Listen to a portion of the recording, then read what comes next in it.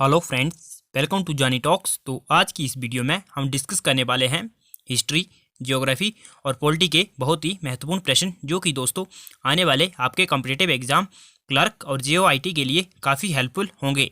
दोस्तों, अगर इससे पहले की क्लासेस आपने नहीं देखी हैं तो आप हमारे चैनल की प्लेलिस्ट में जाकर देख सकते हैं और अपनी तैयारी को बूस्टअप कर सकते हैं। जो प्लेलिस्ट है वो HPSSC क्लर्क एग्ज़ाम के नाम से होगी। तो दोस्तों चलिए शुरू करते हैं पहले प्रश्न से। पहला जो प्रश्न है दोस्तों वो है the great law giver of ancient time was. प्राचीन समय का महान विधिदाता था। तो दोस्तों प्राचीन समय का जो महान विधिदाता था, लॉ गिवर था, वह मनु को माना जाता है। तो इसका ऑप्शन ए जो है वो सही हो जाएगा। मनु को माना जाता है प्राचीन समय का महान विधिदाता। और दोस्तों जो कौटिल्य थे, ऑप्शन डी है, कौटिल्य जो थे ये है चंद्रगुप्त मौर्य के प्रधानमंत्री थे, जिन्हें चाणक्य के नाम से भी जाना जाता है। अर्थशास्त्र इनकी रचना है। अगला जो प्रश्न है, who was the founder of Nanda dynasty.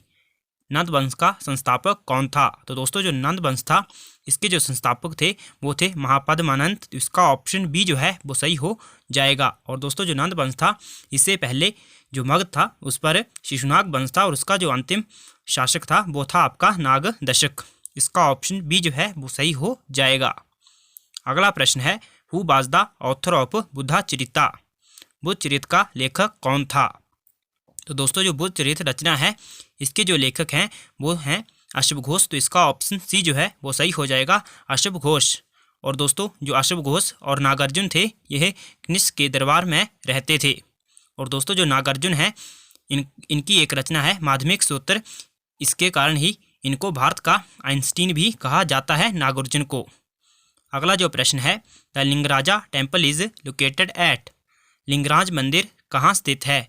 तो दोस्तों जो लिंगराज मंदिर है ये है आपका भुवनेश्वर में। तो इसका ऑप्शन ए जो है वो सही हो जाएगा, भुवनेश्वर में है लिंगराज मंदिर।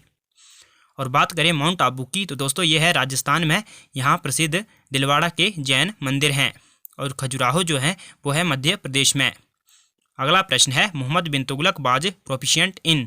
तो दोस्तों जो मोहम्मद बिन तुगलक था वो कैलीग्राफर था, एक प्रसिद्ध सुलेखक था। इसका ऑप्शन सी जो है वो सही हो जाएगा, सुलेखन में कुशल था। और दोस्तों मोहम्मद बिन तुगलक जो था, उसकी कूटनीतियों के कारण उसे मूर्ख भी कहा जाता है। लेकिन दोस्तों जो मोहम्मद बिन तुगलक था वो दिल्ली सल्तनत के जितने भी सुल्तान हुए उनमें सबसे शिक्षित एवं योग्य शासक था। अगला जो प्रश्न है, Sufi Kalam a type of devotional music is the characteristic of. Sufi Kalam भक्ति संगीत का एक प्रकार है। आपको बताना है ये किसकी विशेषता है। तो दोस्तों सूफी कलाम जो है यह कश्मीर की विशेषता है। तो इसका ऑप्शन सी जो है वो सही हो जाएगा, कश्मीर में यह प्रसिद्ध है। अगला प्रश्न है, all India Muslim league was formed at. All India Muslim league की स्थापना हुई। तो दोस्तों जो ऑल इंडिया मुस्लिम लीग थी, इसकी स्थापना हुई थी आपकी ढाका में। ऑप्शन डी जो है वो सही हो जाएगा, ढाका। ये हुई थी 1906 में और करी गई थी आगा खान और नवाब सलीमुल्लाह खान के द्वारा। अगला प्रश्न है, the book unto this last which influenced MK Gandhi was authored bye.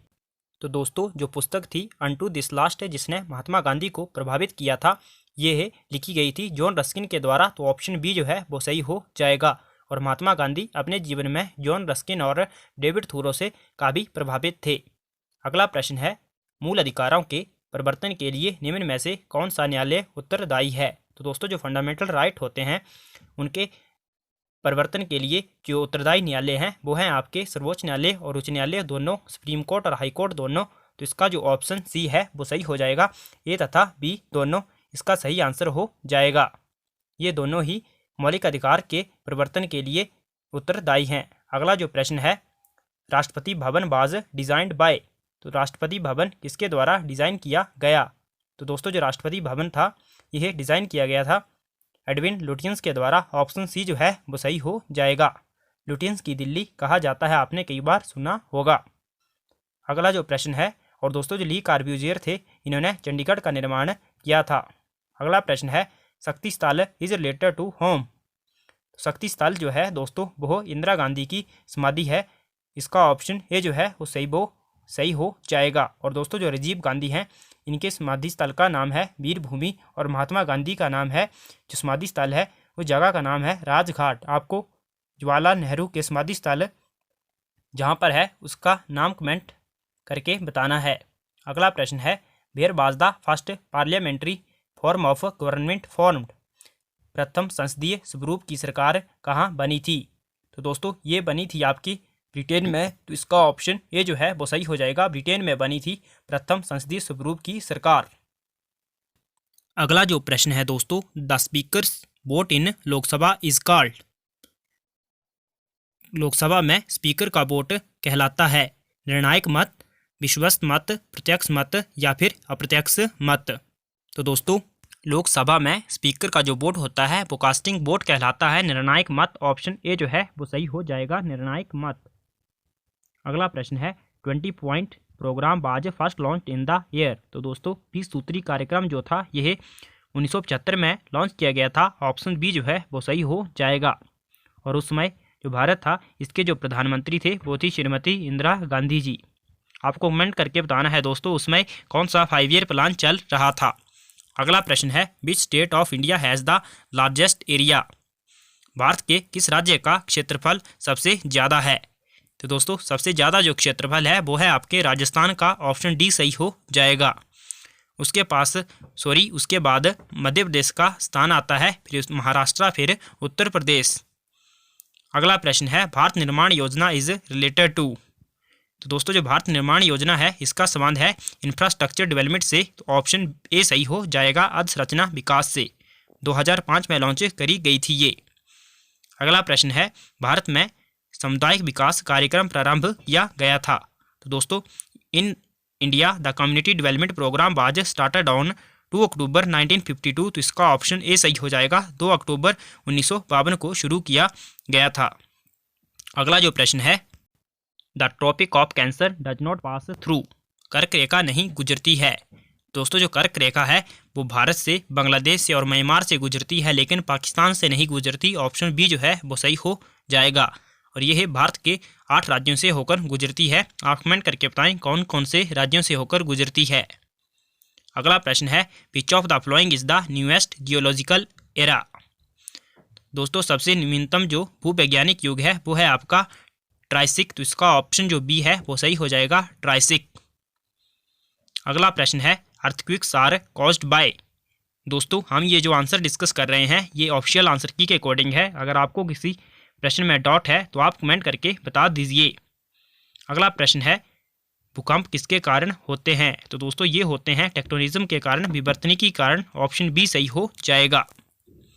अगला प्रश्न है, which of the following is the largest hot desert of the world? तो सबसे बड़ा जो गर्म रेगिस्तान है विश्व का वो है आपका सहारा रेगिस्तान। तो इसका ऑप्शन जो सी है वो सही हो जाएगा। कल ही वीडियो में मैंने यह बताया था। और दोस्तों यह है अफ्रीका महाद्वीप में। HPSSC प्रश्न को रिपीट करता है, इसलिए ज़्यादा से ज़्यादा प्रीवियस ईयर पेपर की प्रैक्टिस करें आप। अगला जो प्रश्न है, which one of the following is a warm ocean current? कौन सी एक गर्म समुद्री धारा है? तो दोस्तों जो गल्फ स्ट्रीम है वो एक गर्म समुद्री धारा है। ऑप्शन बी सही हो जाएगा। और बाकी जो हैं लैब्राडोर, क्यूरेले और कैनारी जो हैं ये ठंडी जल धारा हैं। और दोस्तों जो गल्फ स्ट्रीम है यह अटलांटिक महासागर की एक गर्म जल धारा है। अगला प्रश्न है, भारत और चीन के बीच सीमा रेखा कहलाती है?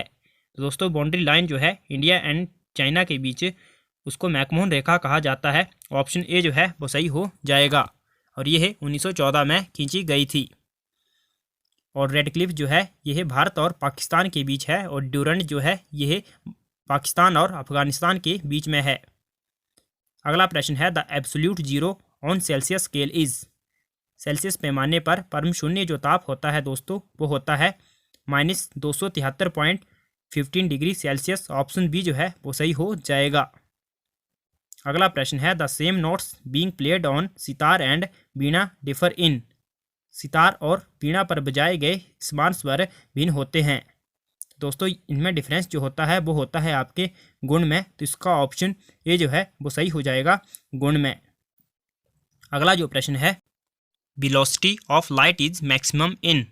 प्रकाश का वेग इसमें सर्वाधिक होता है। दोस्तों जो प्रकाश का वेग है वो वैक्यूम में सर्वाधिक होता है, निर्वात में। ऑप्शन डी सही हो जाएगा, निर्वात में। अगला जो प्रश्न है, when a metal is heated its resistance, जब एक धातु को गर्म किया जाता है तो इसका जो प्रतिरोध है दोस्तों वो बढ़ जाता है। तो इसका ऑप्शन जो बी है वो सही हो जाएगा, इंक्रीजेज। अगला जो प्रश्न है, ए typical example of A semiconductor is, अर्धचालक का विशिष्ट उदाहरण है। तो दोस्तों जो अर्धचालक का इन ऑप्शन में से विशिष्ट उदाहरण है वो है आपका जर्मेनियम। तो इसका ऑप्शन बी जो है वो सही हो जाएगा। सिलिकॉन जो है वो भी एक सेमीकंडक्टर है। और दोस्तों जो माइका है ये भारत में सबसे ज़्यादा पाया जाने वाला खनिज है। अगला प्रश्न है, which of the following is not transducer. दोस्तों इनमें से जो एम्पलीफायर है वो ट्रांसड्यूसर नहीं है। तो इसका ऑप्शन बी जो है वो सही हो जाएगा। Option B is right answer. तो दोस्तों आज की वीडियो में इतना ही। आपको वीडियो कैसी लगी कमेंट करके ज़रूर बताएं। Thanks for watching. God bless you all.